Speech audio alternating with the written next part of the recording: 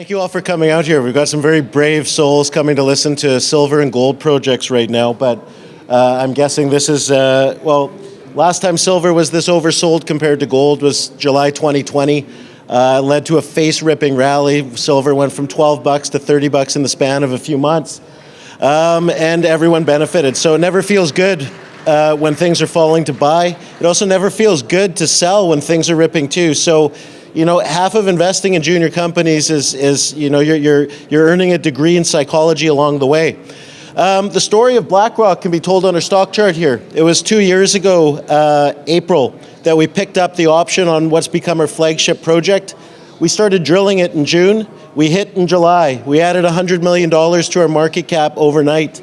Since then, we've gone from one drill hole to putting out a maiden resource estimate and backstopping our valuation with some of the highest grade ounces in the ground in the silver industry.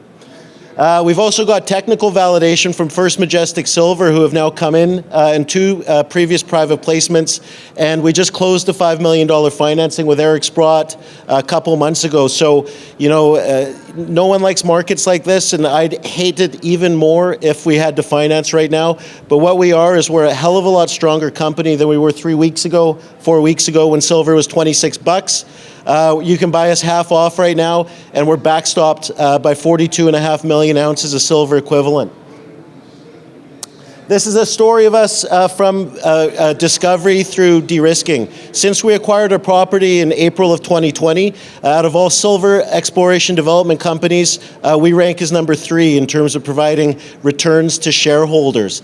We're still figuring out how big this thing is, and we don't know yet. But what we do know is that we're still able to add discovery by adding ounces and moving it up the food chain. So what are we talking about? We're talking about the Tonopah Silver District. Historically, this is one of the most significant mining camps in Nevada history. In fact, it's one of the reasons why Nevada is actually a state. Nevada is known as the Silver State. It got its seats in the Senate because of the riches of the Comstock lode, but when the Comstock petered out in the 1890s, everyone left, and it was the Tonopah discovery in 1900 that revitalized the state. It was the last real gold rush prior to World War I, and it led to the discoveries of the lower half of the Walker Lane belt. Tonopah itself, just silver and gold, and it's got grade.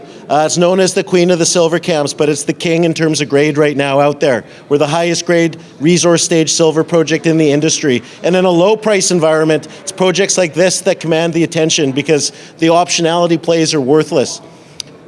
Projects like this should work in any environment. Obviously, the higher the price, the higher the margins. Now, historically, Tonopah produced at 100-to-1 silver to gold ratio. So over about 30 good years, it produced 175 million ounces of silver, 1.8 million ounces of gold. And the reason that it went out of business was not because they ran out of ore. We've just proven that. They went out of business because in the late 1920s, metals prices tanked. These were big-time companies. They were taking out significant debt to fund development. Silver went from $1 an ounce in 1923 to 25 cents an ounce by 1930s or so. And of course, with the Great Depression, it was impossible to raise money via equity either.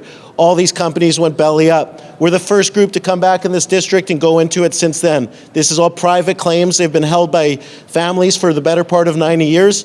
Our first drill hole, we hit 30 meters of a kilogram per ton silver equivalent.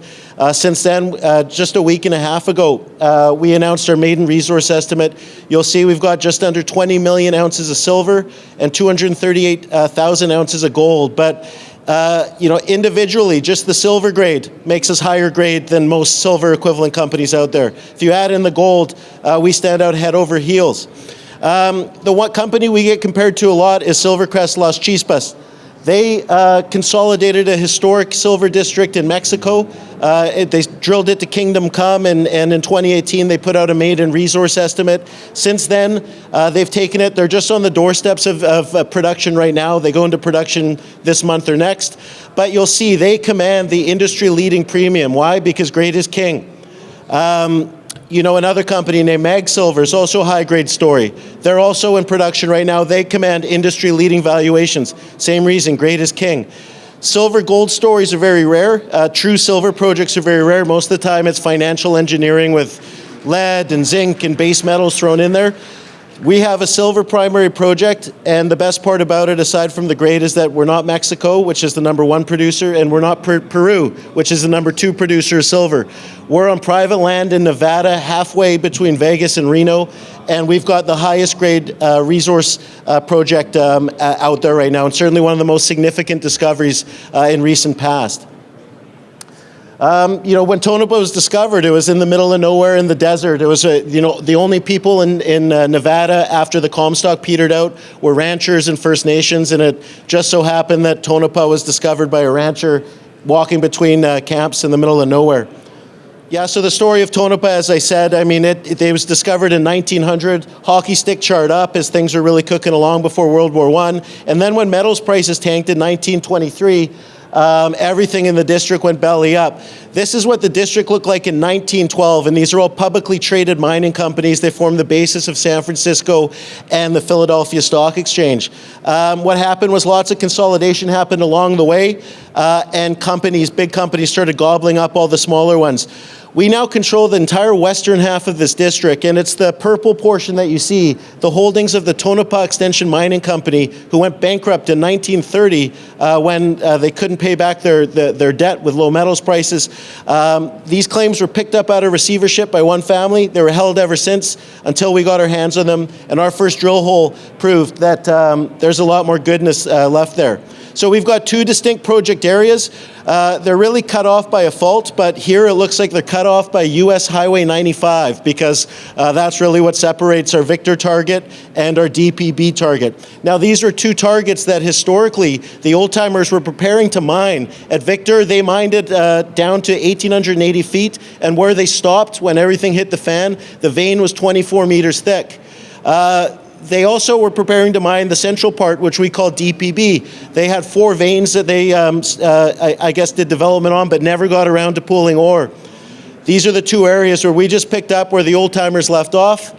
We pointed our drills right at the historic workings. I told you that Victor was 24 meters where they stopped mining it. Our first drill hole hit about 30 meters of a kilogram. Thus, the discovery was born. Now, we just put out our maiden resource, which I've told you about, and this is what it looks like in terms of the veins and the continuity we've established so far. Now, what's the upside here? The upside is we've got $5 million right now in the bank. Our model's as refined as it's ever been, and this is grade. We know the holes in this, the gaps that we can fill, and we're going in there right now targeting within the resource area and beyond the resource area because we've stepped out significantly, far beyond anything that the old-timers thought was there historically, and we're finding, we hit, in our last news release, we said kilometer step out, we hit one of our veins, which is 20 meters thick. Question is it mineralized and to what extent? And that's what we're looking forward to coming down the pipe in the next few months here. We're capitalized to expand on this resource. The hard yards are getting the initial drilling done to establish initial viability, and 42.5 million ounces, 3 million tons of material at our grade, that's one heck of a start because this has only been a year and a half. We've done 120,000 meters of drilling. We've been one of the most active silver companies in all of North America, and we're just getting started. I told you some of our step outs hit. They go all the way to our property boundary. Our entire resource is on private land. So what did we do? It looks like the veins are curving up to the north. Well, we staked 20 square kilometers directly abutting our project to the north, and we're chasing these veins, the same vein systems that we just backstopped with ounces in the ground. We're following them all the way up. We've also got some really interesting other targets, which the old-timers would have missed. The old-timers discovered Tonopah because of outcropping veins. To the north, it's lots of overburden. Everything's undercover. We've got some very, very hot, high perspective targets which have never been before drilled. The old-timers wouldn't have known they're there, and we've got assays pending from those as well. So should make for a good summer, and we plan on upgrading the resource with the money we have in the bank right now. And so far, good ROI via the drill bit, and hopefully we can keep that going. So thank you very much.